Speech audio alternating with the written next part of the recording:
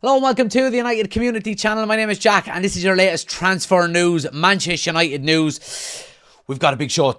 We've got a lot to talk about. We've got a lot to talk about. There's been a lot of developments over the last couple of days in relation to Manchester United. And as you can see by the title on the video, Jim Ratcliffe is getting ruthless, and it looks like Alejandro Garnacho is going to be moved on out of Manchester United if reports are to be believed. So we're going to talk about that. We're going to talk about the developments in relation to Marcus Rashford as well. Some key updates from the Barcelona side in relation to whether a deal can be done there or not. And of course, then we've also got updates on a potential, the potential signing of Patrick Dorgu from Lecce, and obviously United have been meeting with their representatives today, and we've got some updates on that as well, guys. But as always, please do smash a like on the video. Welcome to the channel. If you're new, hit that subscribe button. As you can see on the top right or top left of the screen, we're nearly at 13,000 subscribers. So do hit that subscribe button and hit the like button as well. But most importantly, get your comments into the comment section below, guys. We're going to jump straight in and we're going to talk about Garnacho. Number of different reports. Obviously, we haven't been live since the game on the weekend, and yeah, the sooner we forget that, the better. But there's been some key developments in the Alejandro Garnacho saga. And again, I mean, I initially just blew him off. You know, I said, United are not going to sell him. And, you know, but I mean, these reports keep coming, and they're growing legs, and there's multiple clubs now as well. But this is coming out from Marzio. Manchester United supposedly have lowered their asking price for Alejandro Garnacho from €75 million to around €65 million. Napoli are so far stuck at around 50 to 55, but the distance between the parties has thinned. The feeling is the transfer can be closed if Napoli reach €60 million. These are hot hours. So, you know, they're starting to gain a bit of traction. Another report coming out then from Sky Sports has said that Manchester United again have lowered their demands for Garnacho while they're in talks with Napoli. They're said to come down from their initial asking price, holding talks today, and are open to doing business around £55 million. So that's obviously in pounds rather than euros. Now, another report, and this is coming out of Argentina, and we've seen these links over the past couple of days as well. Chelsea are expected to submit an offer for Garnacho in the coming days also, and we've seen some links there as well, and that would be a nightmare, to be honest with you. And we do have a live poll running in the chat, guys, so make sure you are getting your votes in. Should United sell Garnacho? Me personally, I'm going to come straight out here and say it. I don't think we should be selling Garnacho. I honestly don't think we should. I don't think you let a 20-year-old like Garnacho go, who, you know, has been one of our most productive players this year. He has been one of our most productive players this year, whether you like it or not. He's got 8 goals and 5 assists this season. And a player with...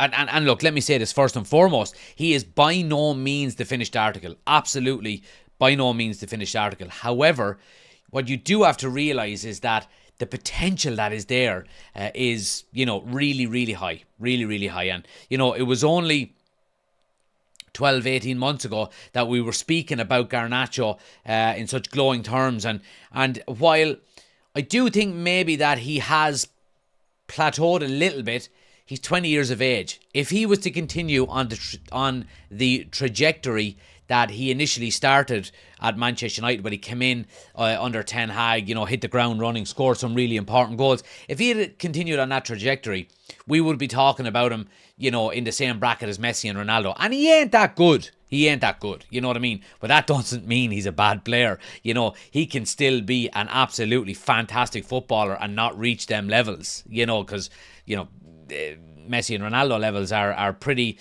unreachable in my eyes. So, look, I mean, obviously I done a TikTok on it today, and the impressions that I got from the fan base was, you know, split right down the middle. Some want him gone. Some are calling him crap, which is nonsense. Some are saying we shouldn't sell him. Some say they're finished supporting Manchester United after 40 years if we sell him.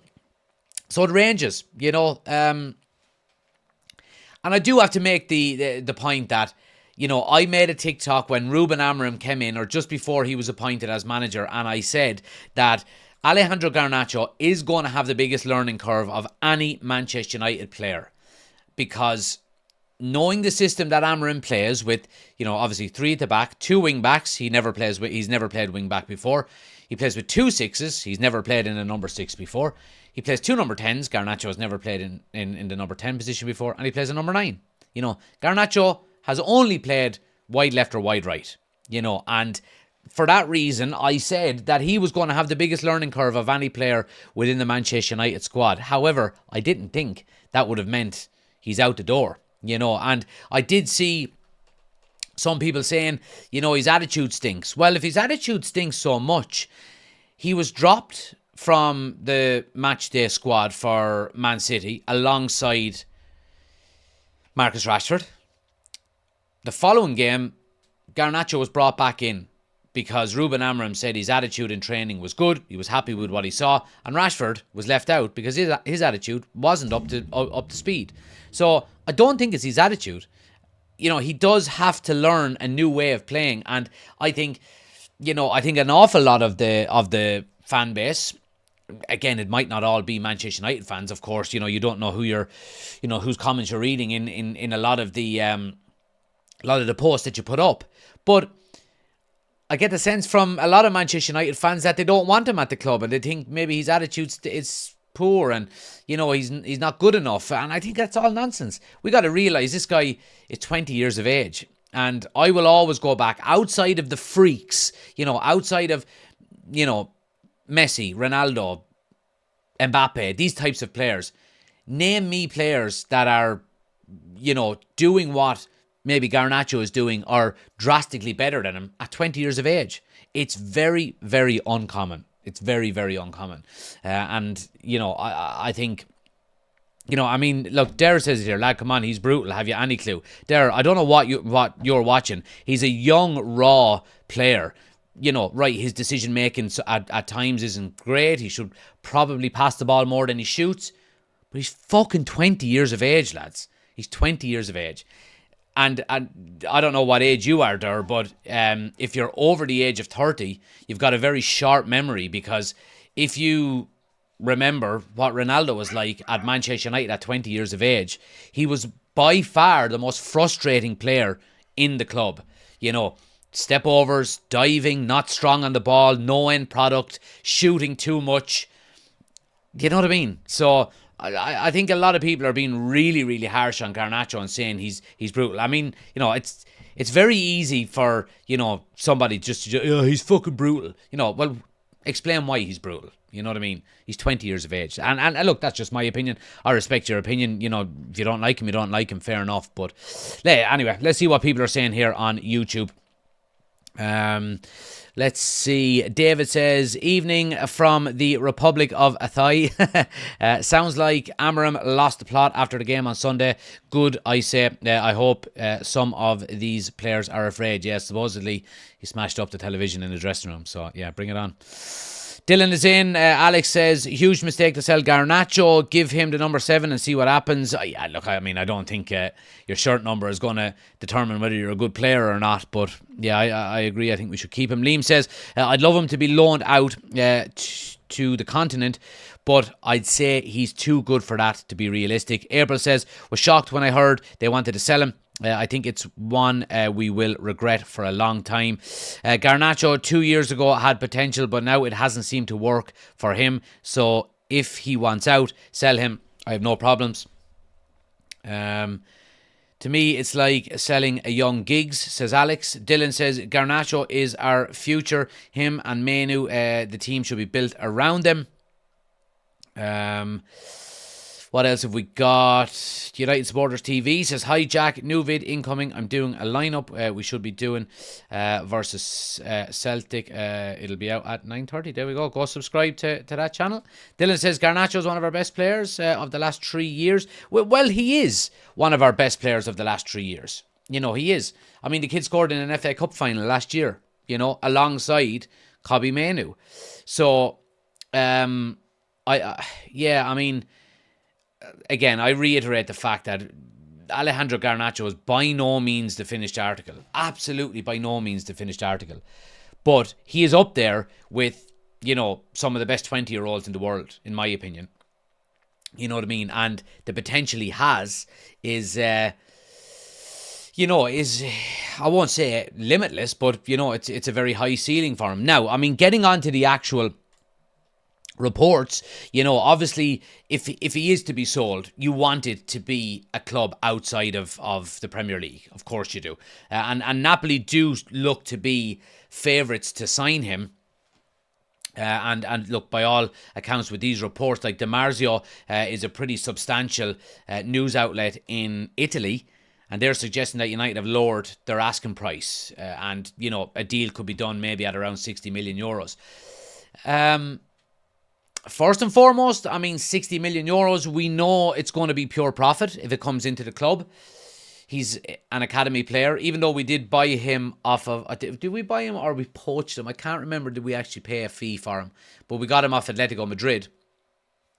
And so it is going to be seen as pure profit because he's come from the academy. So it will be 60 million euros straight in for United to reinvest. Now, the issue here is how quickly, if it is decided that he is gone and he is to be sold, how quickly can we get this deal done and over the line so we can reinvest that 60 million into replacements? Now, obviously the reports, number of different reports, but this one specifically coming out of Argentina, and a very, very well followed journalist here with 1 million followers out of Argentina is saying that Chelsea will submit an offer for Garnacho in the coming days. Now, of course, that would be the last thing as a Manchester United fan you would want to see, would be him go to Chelsea. I have no doubts that Garnacho could leave Manchester United and go on to do really, really good things, if he goes to the right club. I could easily see him, in 2 or 3 years' time at, a Barcelona or, maybe a Bayern Munich or something like that. If he continues to develop as well as he has over the last 18 months to 2 years, and we do have to realise that that's only how long he's been around, and for him to do what he's done in that short period of time, has been a big achievement for him. So, look, you don't want him to go to Chelsea. You want him to leave the Premier League. You don't want him coming up against us, in the Premier League. I do think Napoli are probably the favourites to get him, to be quite honest with you. Again, what kind of deal is it going to be for United? Do you insert a buyback clause in it? I think, if Napoli are going buying Garnacho for 60 million, the buyback clause will probably be the same, in around the same, And I think, there has been some smart deals out United under the new ownership in the summer. When you look at, say, the double deal for the likes of De Ligt and Mazraoui for 60 million was money very well spent. Ugarte, fantastic signing. Lenny Yoro, although we probably overpaid for Lenny Yoro given his age, when you're trying to keep him out of the grasps of Real Madrid, you're going to pay a premium. And of course, we know the only one that has a real question mark over his head is Xerxes. But we also seen some very good outgoing deals. Benfica are in. They messed it up. Speaking of outgoing deals, the likes of Carreras, that's playing left back for Benfica tonight, and he's absolutely tearing it up, in fairness. We've got a buyback clause on him for about 20 million euros. So there has been some smart deals done by Manchester United. But, if you're selling the likes of Alejandro Garnacho, I think either you put a buyback clause in it, or you also have a sell-on clause. You want to be getting 15, 20% of any future sales as well, because if he goes on to improve, it has to, United have to benefit in some way, shape or form from it as well. But look, that's the update on Garnacho, guys. Again, look, it's interesting to see these reports coming out so thick and fast. And look, let's see what the next few days holds. Let's see what you guys are saying here. We may as well get the next 5 years out of him before he goes to Madrid, says Dylan. What else have we got here? Italians don't want to spend big money. They hate spending money, says Alex. David says, I'd hate to see Garnacho go. He seems to want to follow in Ronaldo's footsteps. Is that a better stepping stone for him to Madrid in a few years? Maybe his own thinking. Well, I mean, let's be realistic about this as well. You know, when we look at going to Napoli, okay, first and foremost, you have to realise that he would be going and challenging for a league title straight away. I mean, Napoli are 3 points clear at the top of Serie A. You would also have to realise that from Garnacho's standpoint is that he would be leaving a Manchester United that's in complete disarray, that's 14th in the Premier League table, that's not in the Champions League, you know. So, again, these are all personal decisions that these players need to make. And if you're going, regardless of the fact that Serie A is vastly inferior to the Premier League, he would instantly be going to a team that's challenging for a league title. Scott McTominay is there as well. You know, there's connections there within Italy. And he would be getting out of the noise of Manchester United, you know, and all of the bullshit that he has to listen to, you know, by his own fans saying that he's absolutely useless. You know what I mean? So, yeah, I mean, there are pros for on a personal level for Garnacho for him to leave. You know what I mean? So let's see what the next couple of weeks have to do. A move to Napoli is a better stepping stone, says David. Gav is in. Good to see you, Gav. Ruben says, what would worry me if he went to Conte and became a beast of a player, which he will. He has potential, as we know. Ben is in as well. Good to see you. Rex says, Lookman at Atalanta could be one to watch. Yeah, but I remember Lookman playing with Everton. And yeah, I mean, you do always have to take into consideration, guys, that, you know, players that are leaving the Premier League to go on and do good things are generally going to an easier league, you know. It's as simple as that, you know. I mean, Chris Smalling went to Roma and was a god over there for a few seasons. He's still there, I think. Scott McTominay is doing great things at Napoli. Couldn't do him at Manchester United, though. And, okay, maybe in part that is down to, you know, setup of a team, you know, maybe what's expected from you, so on and so forth. But a lot of it is down to the actual physicality of the league and the quality that's within the league to stop you doing what you want to do. I mean, you know, at any level, I played, I'm, you know, amateur from Kilkenny. I played, you know, in the Premier Division. But if I went down and played in the third division in Kilkenny when I was in my prime, I would have found it a lot easier. And I would have probably scored more goals and set up more goals and kept more clean sheets or whatever the case may be. It's the same at every level. So we do have to take that into consideration as well. We're talking about young Carreras here for Benfica. And, you know, we've got a buyback clause and he's doing great. And he's playing in the Champions League and they're 3-1 up at the moment against Barcelona. But to come back to Manchester United and be scrutinised and have the pressure of playing for United week in, week out, you have to perform week in, week out to avoid criticism in the Premier League. You know, it's a different ballgame. It's a completely different ballgame, to be quite honest with you. And I do understand sometimes there are some players who, you know, need to develop, you know, need to go and play where there isn't as much pressure for them to succeed. You know, and for them to reach maybe the levels where they can, you know, go and play for a Real Madrid or a Barcelona or, you know, in the Premier League, whatever the case may be.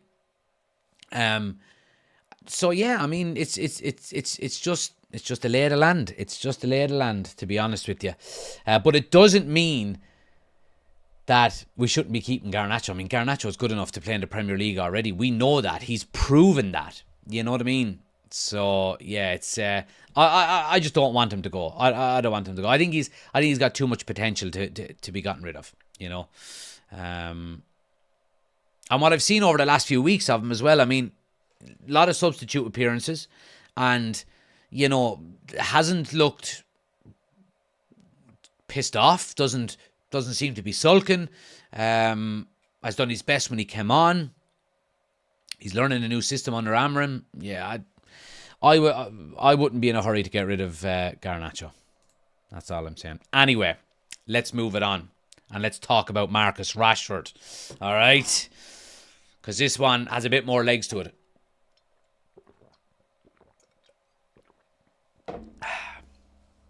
Anyway, Marcus Rashford.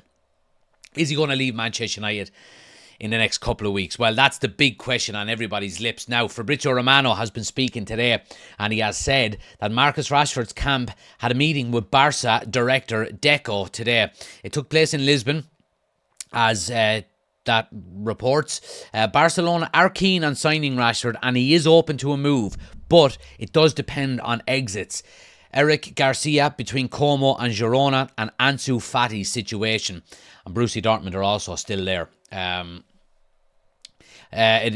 Fabrizio Romano also says that Barca director Deco, he posted this. So Deco said in relation to the meeting, we're fully focused on new contracts now.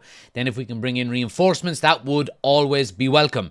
The coach is happy with the squad we have, and any future discussions will be later. Okay, so that's obviously, look, he's covering these tracks and, making sure to not overcommit to Marcus Rashford. However, look, I mean, I think it's quite clear from the minute these kind of rumours came out of Rashford and Barcelona, it was quite clear that Rashford's priority probably was Barcelona. We did know before the transfer window even opened that he was looking to prioritise a move to La Liga, more so than the likes of maybe Serie A or the Bundesliga. So, I mean, look, these reports more than anything else are suggesting potentially that Rashford could leave in January. Now, look, it's more than likely going to be a loan. I don't know, is there going to be an option to buy in this? Again, I made the argument last week that is it within Manchester United's benefit to actually put an option to buy in? If you put an option to buy in to a loan deal in January for Marcus Rashford, that buy option is set at a certain price. Okay, now, what's Marcus Rashford's valuation right now? Not a lot, because he's not playing football. He hasn't been having a good 18 months. However, if he goes to Barcelona without a buy option in his contract and does really well, then Manchester United can negotiate for a higher price in the summer. And not only with Barcelona, but with multiple clubs. So I think it's probably with now this has to be taken into consideration as well.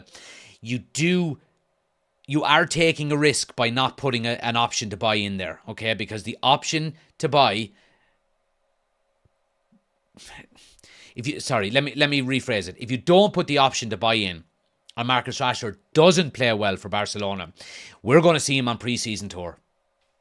You know what I mean? We're going to see him on pre-season tour, and it's going to be dragging into the first week of September, and he's going to still be at the club, So that's the risk you take. Now, again, Manchester United, at the moment, what are they looking to prioritise more than anything else?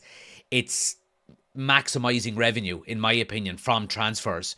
And I think the reasoning around that would suggest that they won't put an option to buy in the contract. We're after seeing it with Anthony as well, to Real Betis. Now, why wouldn't Manchester United put a bloody option to buy for Anthony? It's because you would hope that he goes and does well and, increases his market value between now and the summer so you can negotiate a higher price. And look, I think it's smart.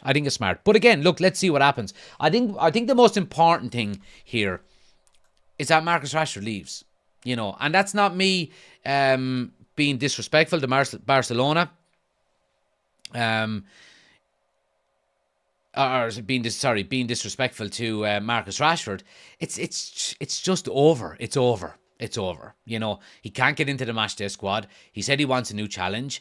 There's options available to him. There's interest. Oh, there's been a terrible mistake, Barca, after getting a goal back. So yeah, I mean, it's just time to part ways between Manchester United and Manchester United and Marcus Rashford. And look, I mean, the sooner it happens, the better, in my opinion. I think, every press conference still for Ruben Amorim is starting with, why aren't you, Marcus Rashford is not in the matchday squad again. And you're saying, yeah, okay. Wow, what a freak goal for Barcelona. So yeah, I mean, look, I mean, realistically, what could we get for Marcus Rashford in the summer? And again, I go back to what I've said. I think it's all down to how he does wherever he goes. You know, he's got to do well. He's got to score goals. He's got to be consistent. He's got to be happy. He's got to be happy. He's got to be smiling. You know, we haven't seen that with Rashford, and a lot of it, look, maybe is down to his personal life, and a lot of that being played out in public. But yeah, I mean, it's a distraction now, and I go back to what I've said a couple of years ago about the whole Ronaldo situation. You know, I said if Ronaldo stays, it's going to be story number one, and football will be story number two, and we're getting kind of close to that with Marcus Rashford now. It's just becoming a distraction. It's becoming a distraction. So it's time to move on, in my opinion. Let's see what you guys are saying here. Jack, Rashford has been with us since he was 5. He's been in bad form in the last couple of years. Let him go and replace him with the money. David says, does Rashford even get a game at Barcelona? I just don't see him fitting in there. Maybe it's just me. All right, well, let's look at Barcelona. Obviously, they're playing at the moment. They're 3-2 down. Who have they got playing on their left-hand side tonight? Let's have a look at the lineups. Rafinha, I think he replaces Rafinha quite easily, to be honest with you. Yeah, outside of that, Fati is there, but I mean, there's talks of him being moved on. Fernan Torres, yeah, I mean, I think Rashford gets into the Barcelona team, to be quite honest with you, on that left-hand side. I honestly do. I think he'd be a good fit. I do think he'd be a good fit. Colin says, just been watching Sky Sports Transfer Centre. We are on the verge of getting Dorgu, but the main conversation is about Amorim's comments about United being the worst team in history playing. Yeah, I mean, there you go. It goes back to what I've said. You know, Manchester United are a soap opera for the likes of Sky Sports and all of these. You know, we try and talk about football as much as possible, but Sky Sports, all they care about is these stupid headlines. You know what I mean? Benfica are 4-2 up on Barcelona. So yeah, I mean, look, when it comes to Marcus Rashford, like I said, the sooner him and Manchester United part ways, the better. And I think it's best for all, you know. Now, I mean, one thing we do have to take into consideration here, we've been talking an awful lot about two left-sided players, or two attacking players at the very least, leaving Manchester United this January. Who do we replace him with, lads? Who do we replace him with?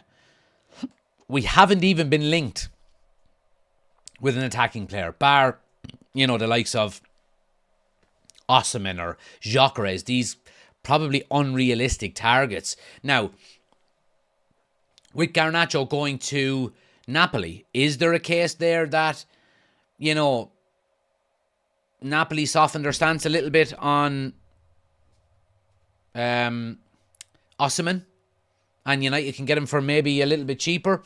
If that's the case, I'm all for it. We need goals in our team. But you can't just allow players to leave without replacing them. You know, Antony is going. All right. Rashford is more than likely going. And now you're going to get rid of Garnacho as well. And you're not going to bring in any attackers. Now, I know Antony might as well not even be at the club, you know, given the return he provides. Rashford isn't even playing, not even getting in the squad, and Garnacho is mainly being used as a substitute. But you have to replace. You can't just sell 3 players in attacking positions and not replace them. You know what I mean? So that is a big concern. It is a big concern, and we're running out of time in this transfer window. The 3rd of, it's from 2 weeks from yesterday. So the transfer window will be closed this time 2 weeks. Are you telling me we're going to sell Rashford, Garnacho, get in a player to replace him, potentially a right back as well, or a left back, who we'll talk about in a moment. There's an awful lot of work to be done in the next 13 days. And let's hope the Ineos powers that be are as good as we hope they are at negotiating, because we need a lot of business done in the next couple of weeks. Let's see what you're saying. Kobe Manu is the one that should leave, not Garnacho, says Dua. You're an idiot. So you are.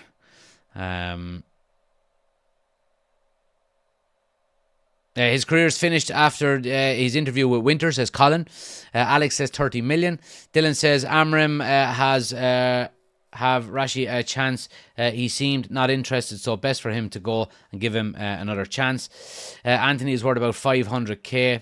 Alex says we will get relegated. No, we won't. The French winger Nico Williams would be a great replacement for Rashford, says Colin. I can see Marcus running out his contract like Pogba. I don't see him doing that. And the only reason I don't, Colin, is that he's contracted with us for another 4 years. I think 2028. I think it's 2028 minimum. He's got like 3.5 years left on his deal, and that would push him past the 30 years of age.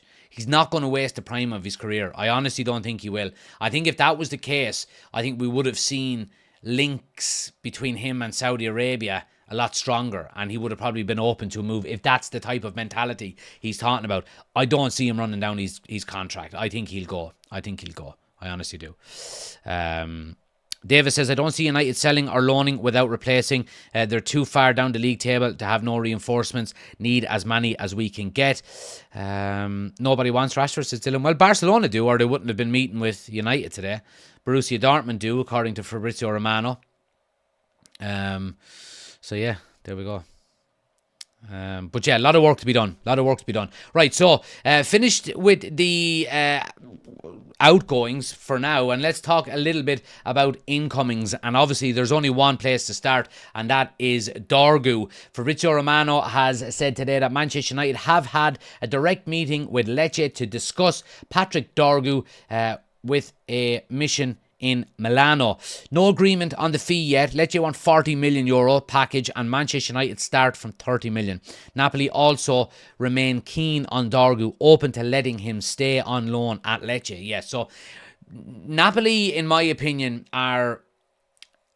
I am quite sceptical about Napoli's interest in Dorgu, because if Napoli come in and they offer a certain deal and they say, look, we'll give you that money, the same money that Barca or that Manchester United are offering you, but we'll let you keep until the rest of the season, for the rest of the season. You know, United are going to go, wait, whoa, what? It's going to drive up the price. And then Napoli will go, Garnacho, soften your stance and we'll back off of Dorgu. I have a feeling that's what's going on here. I honestly do. You know, this is chess, not checkers, baby. So, yeah, look, I still do think Manchester United are absolutely leading the race for him. And look, he is the type of player that we need. A left wing back, you know, more than anything else. You know, and a pretty decent one at that as well, it has to be said. Now, again, I'm just keeping an eye out for any updates since we've been live in relation to him, but yeah, I don't think there is so far. So yeah, I mean, look, a very competent, a very capable left back, it has to be said, and we've got Fabrizio Romano putting up the Lecce president's statement today. He said, we met with Manchester United and we told them that our plan is to keep our key players, including Dorgu. We're delighted to have Manchester United here to make a proposal, but our target to stay in Serie A is crucial.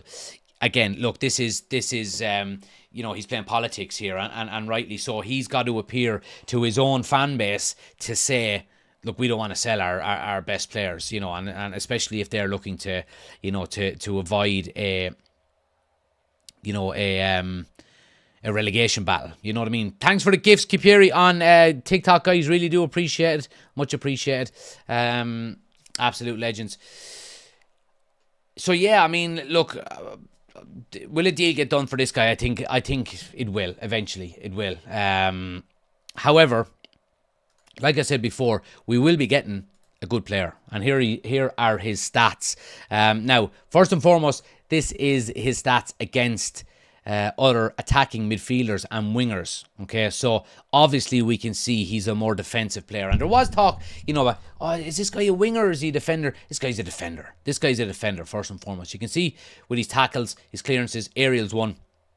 Now again, I reiterate, this is against attacking midfielders and wingers. If we go to his stats versus other fullbacks, we see the more defensive side of his game maybe diminished just a little bit. Okay, still very good aerial duels. He's 6'2", so he's a big chap, big guy.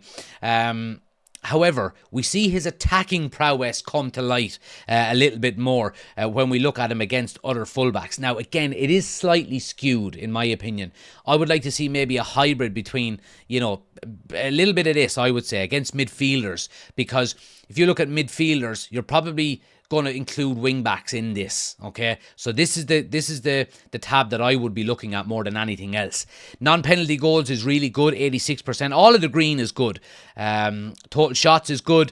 So well able to get forward. When we look at his progressive carries up the field, very, very good, 94%. Well able to get on the ball, progress it up the field, carry it up the field, and get his team up. Touches in the penalty area, the opposition's penalty area is very good. Progressive passes received, very good. And then he's got really good clearances, aerial duels. When we're talking about Dorgu, and again, I've been kind of doing a bit of a deep dive on him today and reading up on him. He does have a lot of very positive attributes. You know what I mean? Unbelievably fast, great acceleration, very good close control, dribbling, ball control, as we can see there with his progressive carries. Good at getting the ball into the box. He has a decent cross on him. He can play in multiple positions, in fairness to him. And again, a very important one, physicality and stamina are good. Big, strong athlete. He's a fucking athlete. He would diminish the likes of Diogo Dalot, to be honest with you. And look, some really... Now, the one thing I would say is, and, looking at, obviously you try and find as many clips of him online and so on and so forth that are not all good. There is some improvement to be made on the defensive side of his game. It has to be said, and again, being completely honest, positioning is a big one for him. He does seem to be improving on it, but he can occasionally be caught out of position. He leaves gaps in the defensive line every now and again. And in terms of that, then you would say maybe tactical awareness on top of that could improve decision-making defensively a little bit. That certainly can improve. And then the other little things you would say from a player of his age, a little bit of consistency, a little bit of maybe discipline, all of these things that you would pick up as you gain experience as a pro. But I mean, the initial, I suppose, outline and profile of the player are very good. They're very good. He's been on United's radar for a long time, supposedly, and United are not the only team that have been keeping tabs on him. Number of top clubs in England and across Europe as well. So, look, I do think Manchester United will be getting a good player if we do eventually sign him, but we've got to go and sign him. We've got to go and sign him, to be quite honest with you. Again, you don't want to overspend, I would say. If we can get him for anywhere around the 30 million mark, happy days, especially if, you're going to get money in for, the likes of Garnacho if he goes, Rashford, whatever the case may be. But we need a left wing back. We need a left wing back. We really, really do. We just look so unbalanced, it has to be said. And I think we need more attacking wing backs. We've got two full backs pretty much playing as wing backs, and it stunts the attacking side of our game and the creative side of our game going forward. When you look at what Ruben Amorim had at Sporting for a long time, he tended to play At times, he tended to play 2 wingers as wing backs, but the majority of the time, he played 1 fullback, 1 winger. You know what I mean? And when you look at when we've been most dangerous under Ruben Amorim this season, it's been when Ahmad has played as a wing back. We haven't scored a goal from open play under Ruben Amorim in the league when Delo and Masraoui have played together as wing backs. The only time we've scored from open play has been when Ahmad or Anthony or someone else has played in that position. So, I mean, the stats back it up. They 100% back it up. They really do. And I think, I think we need this guy as badly, or we need an attacking wing back as badly as we need a striker, in my opinion. Someone that can score goals. So, yeah, let's see what happens. What are you guys saying? Did the president turn this down? Says Young Sauce. No, look, I think it's politics more than anything else, to be honest with you. What else are we saying here? D says 35 million quid. There we go. Dylan says, what wingers are good in Italy? Prem is a different story. Dargu is very young yet. Yeah, he is young.